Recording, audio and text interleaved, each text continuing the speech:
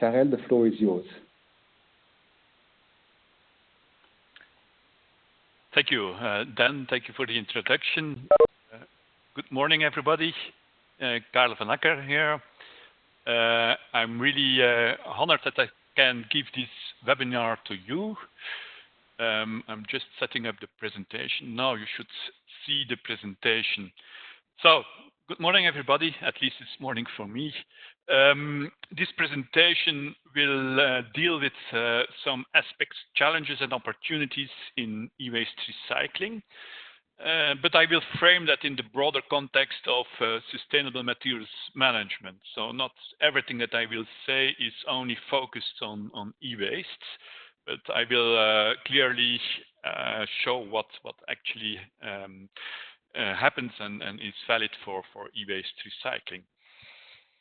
First, a small disclaimer, this presentation is a teaser, it's not an executive summary of the MOOC, and there is much more in the MOOC.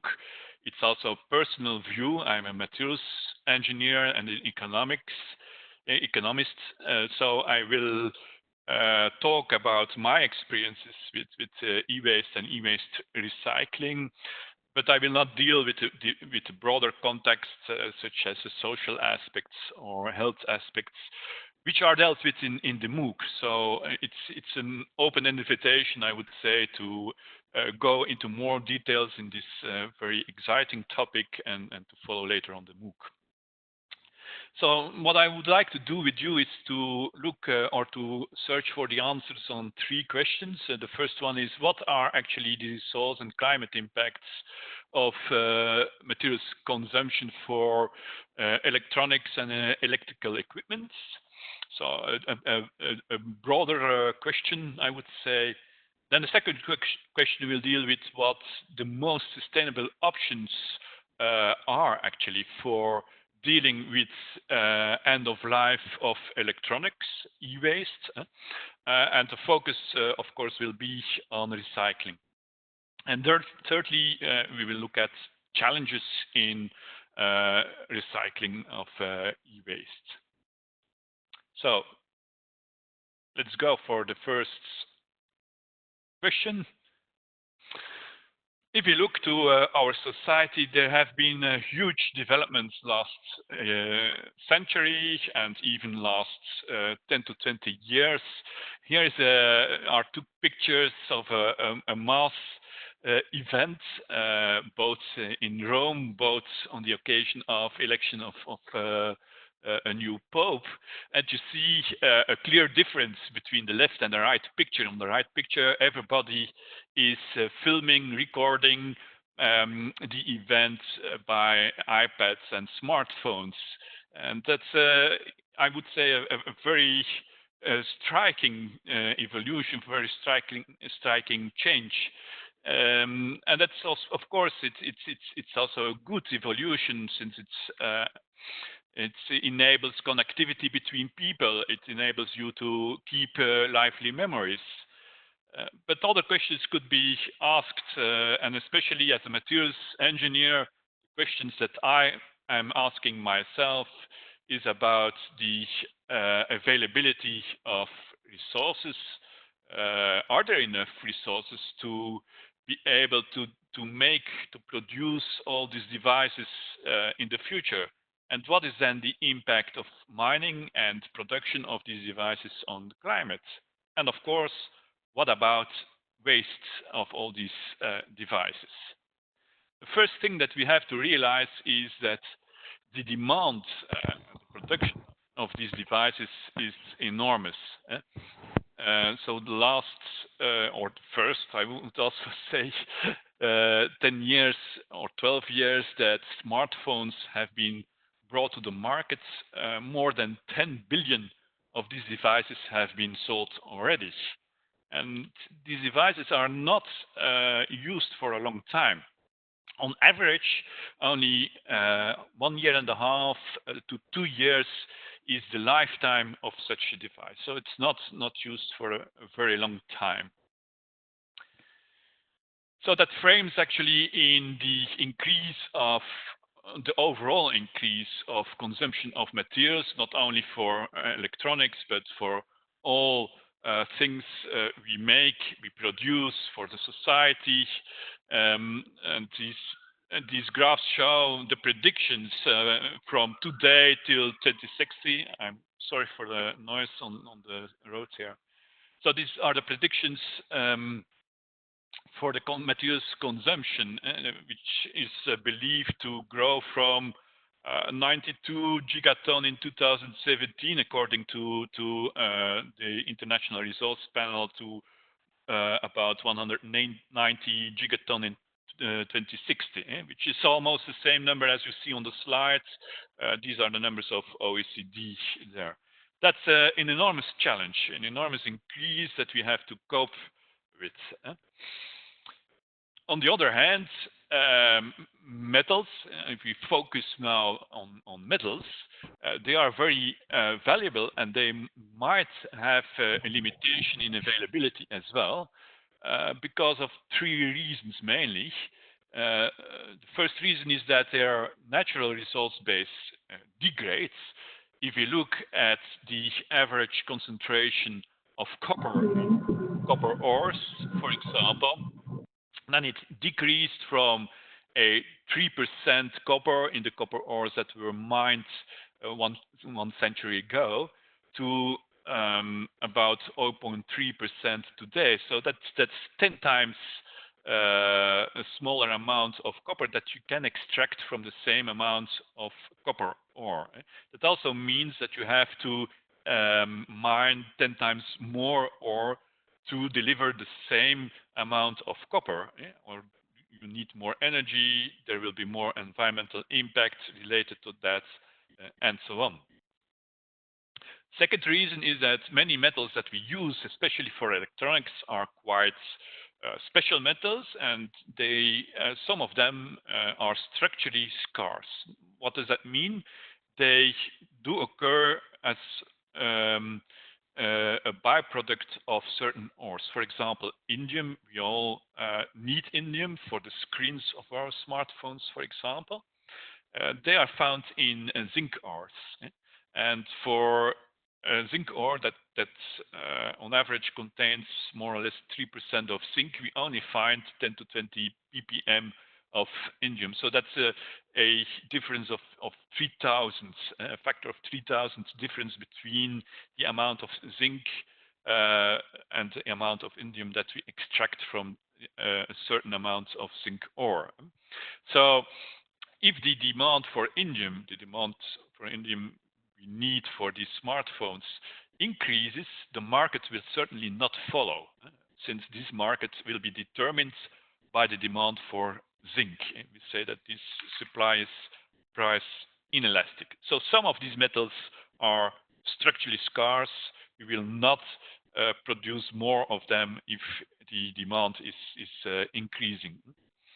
And a third reason is that metal resources are concentrated in a few parts of the world, or they are physically concentrated there, or their production is concentrated due to historical reasons. Anyway, there is some concentration, and that will the trade of these materials will depend on geopolitical impacts, situations of different countries. Some countries have quite almost a monopoly on some of these metals. Think of the rare earth elements, where China has historically built up a monopoly. So that's about the value of metals. Of course, the environment is also valuable and can also be considered as a scarce resource. And globally, the extraction of metals, minerals, fossil resources, they do have a large impact on climate change, on biodiversity, on water. For example, the left bar shows you the impacts on climate change of different materials categories, and we see together that the extraction of all materials that we need for society has an impact or is related to more than 50% of the greenhouse gas emissions causing the climate change. So if you want to tackle climate change, the extraction and production of materials and the way we do that is certainly something that we should consider and should look at, since 50% of these greenhouse gas emissions are related to production and extraction of materials globally. So if we look now more focused to a smartphone, and if we consider where climate impact of production of a smartphone and of use of a smartphone is allocated to, then we see that 80% of the production 80% of the CO2 emissions or the greenhouse gas emissions in general is related to the production. So if we want to reduce the carbon footprint of, for example, a smartphone, the first thing that we have to look at is at the production. So more or less 35 kilograms CO2 equivalent emissions are attributed to the production of a single smartphone. So that counts for the 10 billion smartphones produced already. If we look at what is impacting that emissions, then we have to look at the carbon footprint of the materials that we use for the smartphone. Carbon footprint that is especially large for the metals we use, aluminium, for example, or if we go to precious metals, silver, gold, the CO2 footprint of CO2 emissions kilogram per kilogram that we finally obtain is extremely large for primary material. The primary materials are shown by the blue bars. If we recycle, we can reduce that CO2 footprint very much, and by a factor 10 for aluminium, even a larger factor for example, recycling of gold out of electronics. That's a first very clear and very important reason to improve recycling of electronics and to avoid the extraction of primary materials. It's not only about the CO2 footprint, but also the materials we need, or the amount of the materials we need is very large. In an average computer, there is more or less 100 grams of copper needed. For this 100 grams of copper, we need to extract 40 kilograms of copper ore. So that's a bit the ratio of material we need for making a computer. If you look at the e-waste, waste of course is another problem related to production and use of electronics. We see that on average in 2016 there was almost 45 million tons of e-waste generated. You see the division about the different types of triple E. Small equipment is the largest portion. Also small IT, to which smartphones belongs, is almost 4 million tons. And the problems with that e-waste, I will not deal here with the environmental problems of open dumps and things like that. But in general, so e-waste is a very complex waste stream that makes it rather difficult to recycle.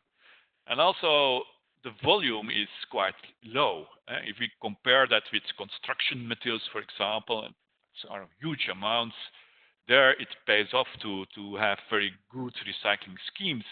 But for low volumes, it's more difficult to have recycling that is economically viable. On the other hand, there is a very large and very high value of materials contained in that e-waste. So we estimate that more than 50 giga euro is contained just as material value in e-waste. So that's really worthwhile to recover, I would say. The other point is related to environment and health issues. There is also a large amount of toxic materials in that e-waste.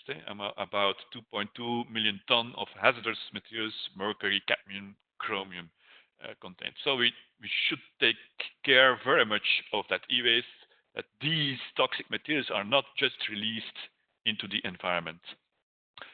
But only 1/6 of this e-waste is recycled efficiently today. So there is a lot of margin to grow and to install more recycling. That means that there is raising attention for e-waste, and the MOOC that has been made is also considering this and also going into much more detail. And one of the things for collection and recycling of e-waste that is working quite well is extended producer responsibility. And that e-waste, that's the situation in 2016, 4 years ago already. By 2050, it's estimated that this amount of e-waste will almost be tripled. So another reason to think of better recycling and recovering of that waste.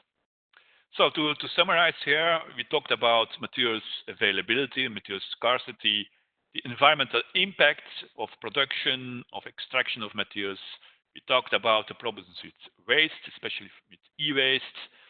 But on the other hand, we saw that demand is increasing because of increasing population, increasing wealth, and also complexity of the products we make is increasing. That is not helping actually to set up proper recycling schemes. All this relates to the way that we produce and consume electronics, but also other products, which is very linear today. And we extract materials, we produce devices. Devices are used for a short term, and then they become waste, and a lot of them are just dumped or incinerated. And so the value is then lost, and we have a high impact on the environment. So we should go to a more circular economy in which we keep or try to keep materials in the economy as long as possible and at a high quality of this material, so that we avoid the extraction of material of primary materials. We can never avoid it completely, but as far as possible, that we have less impact on climate and that we also avoid waste. And one way of doing that is also proposed by the SDGs. That's by decoupling between well-being and the resource consumption we need. And especially if we look at the SDGs, especially SDG 12.5 is relevant for this webinar and for this MOOC, and it states that by 2030, substantially reduce waste generation through prevention, reduction, recycling, and reuse should happen. Okay, let's come now to the second question. What are then good options to realize that circular economy with a focus on recycling? Let's just start very generally.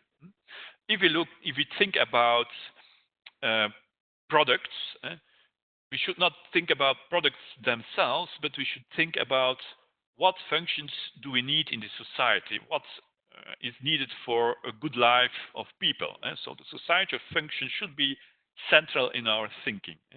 And one societal function is, for example, communication. We want to communicate with each other over a large distance. So we will need internet, we will need smartphones, and so on to realize that. Another societal function could be mobility. That societal function has to be realized by products. We need a physical things to realize that function. For example, mobility is realized by cars, trains, planes, and so on. So if you want to have smaller amount of emissions or smaller amounts of resources needed for realizing societal function, we could think of reducing the number of products we need per function. That could be by, for example, sharing a car so that more people use the same car. Another factor that plays is that for these products we need materials, of course. So we could try to reduce the amount of materials we need for the products by more efficient production, by more efficient materials, and so on. And for the materials, we also need resources. We have a very large impact of extraction, of production of materials, we already saw. So if we want to reduce emissions, we should think of trying to do that in another way, for example, by using recycled materials or by designing alternative materials if that is possible. So these are some of the strategies we could use to realize the circular economy. I will not dwell on them. On the right bottom, recycling tackles actually the ratio between resources needed for materials or emissions needed for materials. So the equation that I use here is based on the Kaya equation that some of you know. So the strategies or the overall strategies we can use to realize circular economy is reduce materials, improve materials, or renew materials. So let's now focus on recycling. Recycling of for example, is quite complex. We start with the collection and the first step, then the second step is the dismantling and the separation of the devices into the different materials, and the different materials goes to the end processing. The steel goes to the steel, aluminium goes to the non-ferrous metal recycling or the aluminium recycling, better said.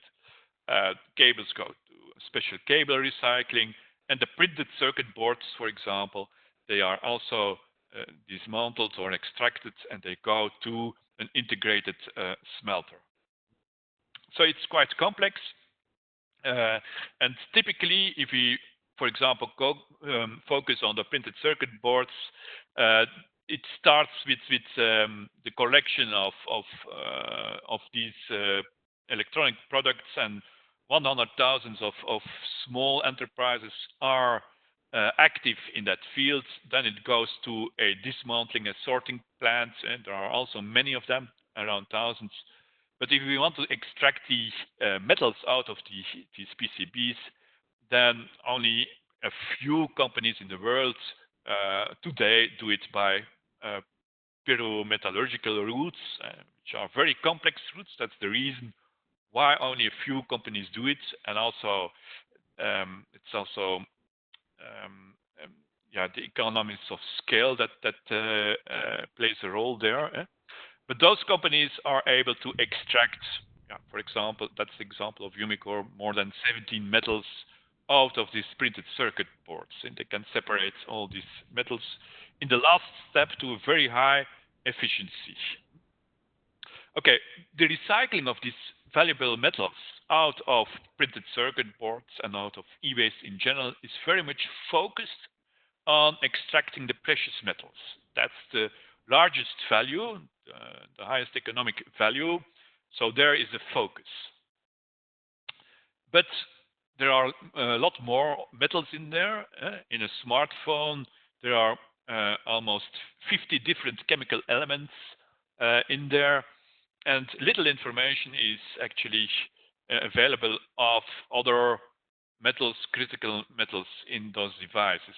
And some of them actually are mainly used to make these electronics. So if we want to recycle them, we should know more about them. Where are they in the electronics? How can we extract them again, recycle them again out of these electronics? For example, gallium, 70% of the global gallium production is used for electronics, similar for ruthenium or tantalum, for example.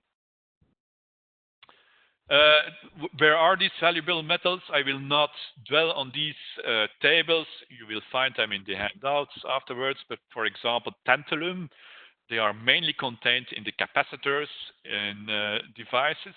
So if you want to recycle tantalum, we should be able to isolate capacitors.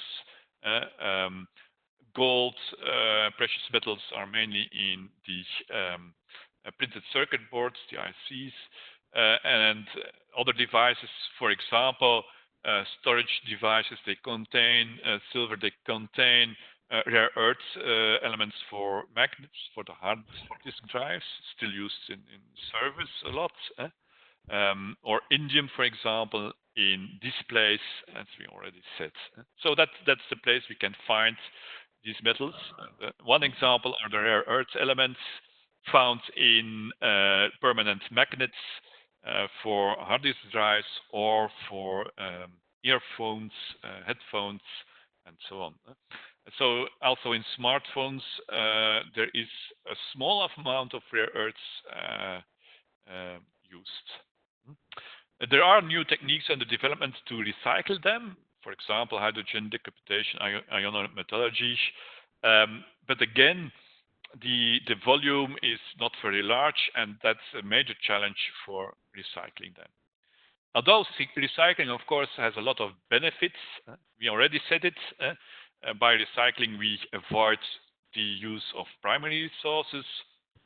We also often reduce a lot the need for energy or the CO2 footprint, as again shown in the graph on your right-hand side.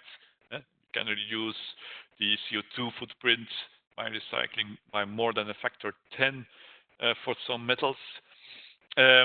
Energy needed is often less, and it's not only about energy, but also these processes need water, need other resources, and so on.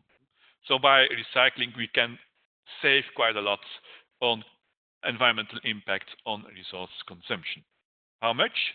Well, again, a figure that shows a very general picture for all materials in society. So these are the amounts of materials used on the left-hand side, the CO2 footprint related to that. In blue are the virgin materials, in orange the recycled materials. If we would be able to recycle all materials in waste, we could reduce the footprint by a factor of 2. So we could go to 50% saving, almost 3 gigaton in total of CO2. So for all materials in general, for copper, that's mainly used in electrical devices, in electronics. The same holds. It's a very complex slide with too much text on it, but the brown bars are actually the ones that I wanted to show. There we can reduce, again, by a factor of 2, the CO2 emissions of the use of copper. So, what are then challenges in the recycling of e-waste? We saw that it's an opportunity, but of course there are also a lot of challenges if you want to recycle more. The first challenge I already mentioned is the increasing complexity of these devices. So you have to realize that a smartphone contains 49 or even more today different chemical elements. So all colored chemical elements in this table of Mendeleev are used in a smartphone. The yellow ones are just used. The red ones are called critical elements. So there is a concern about their availability on the market in the near future. They are colored red, according to the definition of the European Commission. Is that? Hello. Yeah. Then we have 4.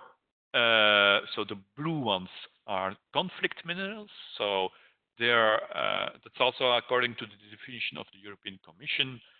So their origin should be proven not to come from a conflict region. And the green ones are actually the toxic elements, so that we should contain very well during recycling. A second challenge is the inefficiencies during recycling. So I already saw that this recycling chain is quite complex.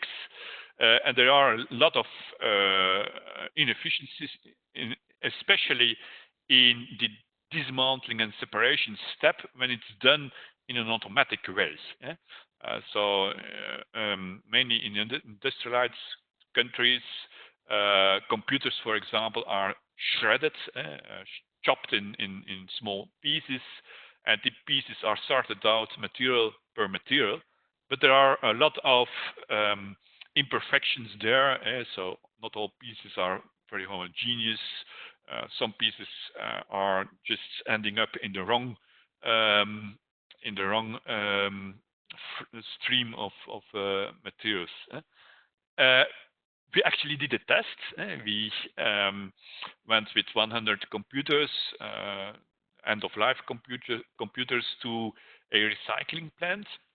We measured the composition before recycling, and we also measured the amounts of materials that were going to the end processing, steel recycling, copper recycling, and so forth. So, for example, the copper is only 27% is going to the copper recycling, 60%, also almost 60% to the integrated smelter, where copper is also recovered, and so on.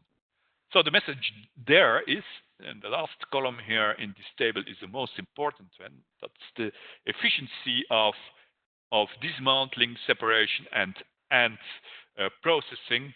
And we see, for example, for aluminium, the efficiency is only 75%. So 1/4 of the aluminium is lost in that recycling value chain.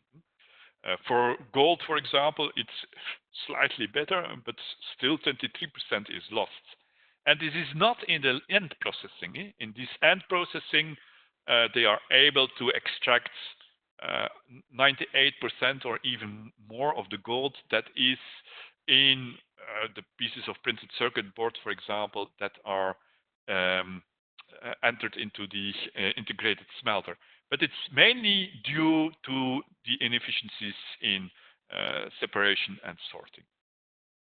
A third challenge is that we should realize that we have to go for a compromise between the quantity we recycle and the quality of the recycled products. We can also always go for a better quality, but that will cost a lot of energy and so on. But in main practice, for example, if you want to recycle a steel, high-tech steel, for example, for car bodies, if you recycle them, they mainly will end up as steel for construction purposes due to accumulation of contaminants, and that is deteriorating the quality of the steel. And one reason is if we use pyrometallurgy, for example, so if we use a molten metal bath, some of these elements are going to the melt, and they can be recovered afterwards. For example, if we put it in a copper smelter, gold, palladium, platinum, and so on, they can be extracted afterwards out of the copper, since they stay in the melt.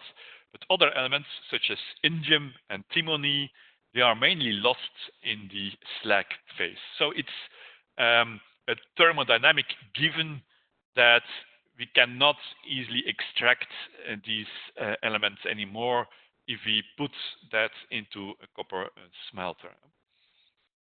So there are limits in recycling.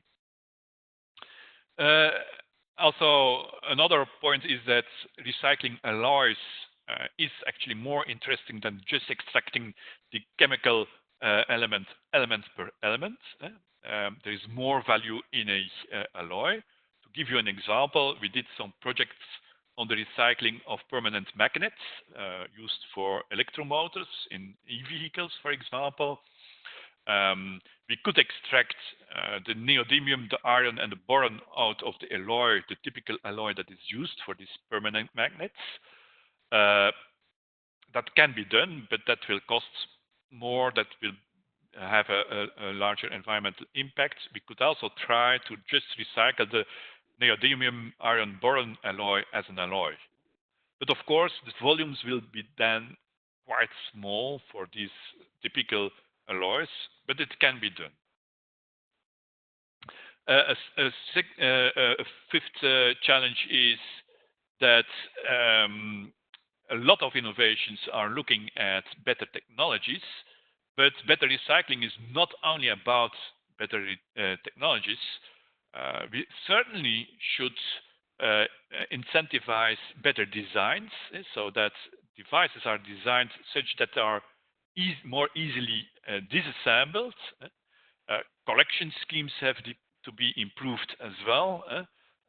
That's not about technology, that's about management, about policy. And also, we really need to have a better view on where are the materials that are coming to the recycling markets. So to set up a better knowledge of materials flows. The left-hand side shows a prediction of the origin of hard disk drives and permanent magnets out of hard disk drives. That could, for example, be improved, that knowledge, by adding material passports or product passports to devices. A sixth challenge is that a lot of policy is weight-based. So there are targets to recycle that amount of kilograms of a certain product. For example, we in Europe, so 65% has to be recycled. But it does not say anything about the value of the materials in there. So there are not particular targets for the value. So if we want to recycle the highest or the largest weight of a smartphone, we should recycle the plastic. If you want to recycle the highest value out of a smartphone, we focus more on copper, gold, and so on, which in this case is of course done. A seventh challenge is related to the economics. That's about the volatility of market prices. So last 20 years, the price of resources, primary resources on the market, are very volatile, so very uncertain. And that's a difficulty for setting up recycling schemes, since if you want to invest and build a new recycling plant, you want to know what the return can be, and that will be related to the return to the price of the materials. So some mechanism to alleviate these material prices would be welcome, of course. And finally, and that relates back to the broader view on the scenario, on the strategies we can use for realizing circular economy, we also have to ask ourselves, is recycling the best option? These two graphs shown here shows for steel and aluminum respectively what the CO2 emissions saved can be for different strategies. And we see that the most CO2 could be saved for more intensive use of devices, longer lifetimes, and so on. Of course, this is for steel and aluminum, where recycling is already done to a very high extent. But still, it shows that other strategies are very important as well. And recycling, there are a lot of opportunities to improve, but it's a cornerstone. It's not the only thing we should look at if we want to realize circular economy. So to conclude here, we talked about resource scarcity and environmental impacts of the way that we manage our materials today. We have seen that approaches can be found in sustainable recycling, but we also discussed that there are quite some challenges, there are quite some opportunities, but also challenges related to that. And anyway, solutions always have to be accompanied by better monitoring, better knowledge, more knowledge of material flows and impacts, also knowledge about consumer behavior. We didn't discuss it here. economic incentives and changing legal frameworks. And we in the future we will need a lot of experiments to learn what works well in different situations. And never forget that the resources we need coming years, the resources of tomorrow for our society, they are everywhere already around you, already in the society. And sustainable materials management opens a lot of innovation opportunities. So where material resources were considered as infinite and free to use 50 years ago, we saw coming up a problem with waste, with availability of materials, but it shouldn't be a problem in the future because of if we introduce circular economy and sustainable recycling. There are a lot of opportunities to manage our resources in a better way. So with these conclusions, I thank you very much for listening to me. And again, I refer to the MOOC, and the link is given, and also some other links to my research group and work we did for the Flemish government. So thank you, and I will give I will give the management of the webinar back to the secretary. It reads, can you please give information about mainboard recycling? Yeah. I'll hand over to you, Karel. Okay, thank you. Thank you for the question. I think you mean the printed circuit board recycling. So the main technology today that is available to do that is based on pyrometallurgy. So these printed circuit boards, they go to the integrated smelter. So it's a metallurgical process. Some metals stay in the melt and can be extracted afterwards by for example, hydrometallurgy. And some go to the slags. So then also the epoxy is consumed in this smelter. So it's integrated. So they go entirely into these smelters.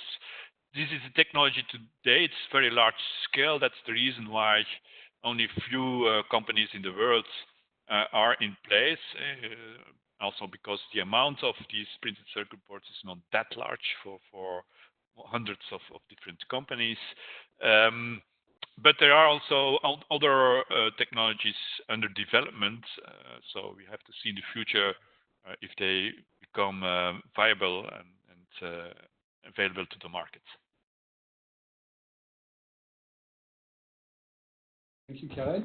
We have a raised hand by Dadan. Dadan, please take the floor, and then I will take the question from Maria Manskimi. Thank you. Dadan, please go ahead. Oh, wait. Could you hear my voice? Yes, please go ahead. Okay, thank you. Thank you, Karel, for your interesting presentation. I understand that you have mentioned that there is no information on critical metal, but in any case, do you have any information on recycling of mercury from mercury-containing electrical and electronic equipment? Yeah, thank you. That's a quite general question. If that equipment is containing mercury, then a depollution step is needed in the recycling. So the mercury has to be extracted. For example, for the compact fluorescent lamps, there is mercury used in there as well. So the phosphorus and content of the bulbs or tubes is extracted, and the mercury is extracted. Unfortunately, the critical elements contained, the rare earths contained in this phosphorus, they are, to my knowledge, not really recycled at this moment. Okay. Yeah. I mean, actually, I'm interested in getting information on how mercury in electrical switches, some medical devices, etc., Okay. are recycled, and what is the efficiency of the recycling of mercury from those equipment. Thank you. Yeah. I'm sorry that I can't answer this right now. I'm not a specialist in that type of devices. I will look around and can send you information if I find some. Thank you, Karel. Let's go ahead then with a question from Mariana Maximiv saying, what is the legal framework of EEE waste, stage of adoption issues? Yeah, okay. I'm not a legal specialist either. I would say, so for this, I really would like to refer to the MOOC. There are a lot of still evolutions ongoing. I know best what is ongoing at the European Commission. So also there, the legal framework is more related to incentivizing the recycling rates, which is correct. But of course, there is a lot of legal framework in place already to safeguard the health issues related to waste management. Sorry? No, sorry. I'm sorry. My mic was open. Sorry. Yeah, no problem. There's a question from Frédéric Oduor-Ossien, where he's asking for the floor. Can you please take the floor? Open your mic. Thank you, Karel. You're welcome. Okay. My question, I would wish to know the kind of partnerships that a e-waste collection center should seek to build. Sorry, I didn't understand the question quite well. Could you repeat? For a collection center that deals with e-waste, purely for e-waste collection center, what kind of partnership should we seek to build forward as for the business? Yeah. I think collection centers have a very important role to play in the recycling of E. I have to say that the way we organize it here in Flanders is via an extended producer responsibility scheme, in which the collection centers are actually governed by an organization that is paid by the producers of the devices, or those that bring electronic devices to the market. So they pay actually a contribution to what is called here Recupel in Flanders, and Recupel, then that organization is organizing the collection and is also partnering with recycling companies to improve the recycling. So in both directions, there should be a strong partnership, both with supplier, so those that are putting devices on the market, selling devices on the market, and the recyclers. So actually, these collection centers have a very crucial brokering function, I would say, between both worlds. Thank you, Karel. Quite a few questions have come in the chat. You can have a look at them. I can read you a few. One from Hetal Mandalayawala, saying earlier shelf life of electronics was higher, and now, as mentioned, it is a lot lower, and also it would be better if the shelf life is increased. Is there any way to do so? And a second question was, like in plastic waste, is there a possibility of EPR in the EEE? Yeah. So for the first question, unfortunately, and there are scientific studies on that, there are quite some devices which today have indeed a longer, with shelf life. I think you mean the use life actually of electronics. So the use is indeed shorter than 10 years ago, and that's a pity, of course. And that's not a way we would like to go to in circular economy, certainly not. Well, there are several possibilities, but one thing that could be done is to set better rules for eco-design, so that eco-design legislation till today was mainly focused on energy consumption of devices, but it could also address the materials consumption lifetime of devices. There are other possibilities going from increasing guarantee periods of devices that are also imposed by laws and so on. So indeed, I think we should invent proper incentives for increasing again the lifetime of devices. And EPR for EEE certainly is possible. So we do that in Flanders. We have seen that certainly in the early days, it improved a lot the recycling, the collection and recycling of e-waste. But of course, it's only one possibility. Another possibility that is discussed a lot these days is also to use a deposit and refund scheme. So where you have to pay a deposit if you buy a smartphone, for example, and you get that returns when you hand it in when it's broken.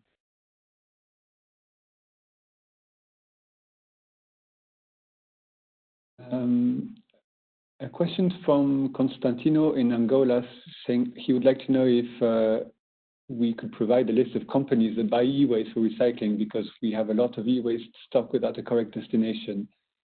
I don't know, Karel, if you want to take this. I'm not sure we can provide this. Yeah, that's quite difficult to do, and I will never be complete. So that's a problem. Then I don't think that I can do that. Okay. Then we have a question from Ali Razak from Pakistan. Where do you see e-waste recycling business from entrepreneurs going in the next 10 to 20 years? Yeah, I think there are a lot of opportunities in recycling, dismantling of e-waste, and I think there are a lot of entrepreneurs that can do something there, improve these recycling schemes, improve this dismantling and sorting.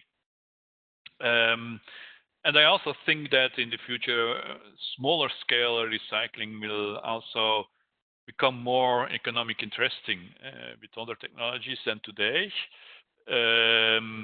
So that it can be organized a little bit more locally, which could be good to also improve and incentivize the collection and the recycling.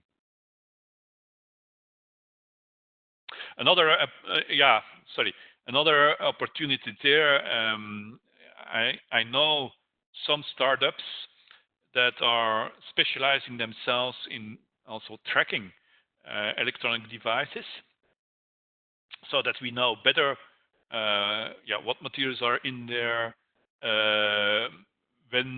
what is their lifetime, when do they come to the waste or recycling markets, and so on. So the way of managing these cycles of these electronic devices, there is also quite a lot of opportunity there. Thank you. I see a question from Frédéric Gallo saying, do you know if there is any initiative to oblige producers of electronic devices to refurbish the products? Yeah, that's a good question. Of course, there are initiatives to refurbish devices, but it's not, as far as I know, there are not many places, or only a very few, where it's included in the incentives. Yeah, to give again the example of what we are doing in our region. So it's the refurbishment of devices is not included in this contribution of producers' responsibility, which is a pity, since refurbishing could, of course, even be better and saving more resources and energy and CO2 emissions than recycling. But there are some issues related with that. Refurbishment of computers, of smartphones, for example, they do have some privacy issues, so they have to be cleaned. I mean, the data has to be cleaned very well and in a secure way. But then I see some countries, and for example in the US, I know there is a quite important market of refurbished smartphones today. So yeah, definitely that's something that could be incentivized more. Thank you, Karel. We're getting close to the end of the time allocated. I think we can take a last question. I see one from Samina Kondaker, saying she's from Social Development Organization, Environment, and she would like to know if there's any way of recycling mercury containing e-waste. Yeah, I think this refers a bit to the question we already had before. Yeah, of course there has to be a depollution step. If you have a mercury containing waste, so this mercury has to be extracted from the waste in some way. But I'm sorry that I cannot refer to very concrete technologies, since that's not my specialism. Thank you very much. So we are, as I said, getting to the end of the session. I have made the file available for download on your screen. You can see it on your main screen. You select the file and click on download. Should you have any issue in doing so, I am going to send it via in a follow-up email further to this session. So you are going to receive it anyway.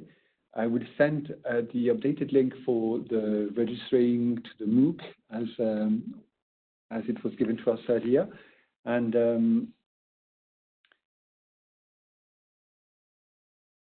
I then would inform you about the next webinar of the series on the e-waste MOOC, which will address e-waste and children's health, and it is scheduled for the second week of March. The dates are yet to be defined but are yet to be confirmed, so invitations to register will be sent out shortly. I'd like to thank you all for your interest and participation in this meeting, and most of all to Karel for the time you have given us on your presentations and in these comments and question sessions. So thank you very much, Karel. Thank you. Yeah, thank you, and thank you all. Should you have any questions, feel free to send in questions to technical assistance at brsmeas.org, and I will compile them and send them to Mr. Van Acker, who will respond as he may. So thank you again to all, and have a good morning, good afternoon or evening, depending on where you are, and I hope we'll be seeing you early March on the next session. Bye-bye. Bye. Thank you.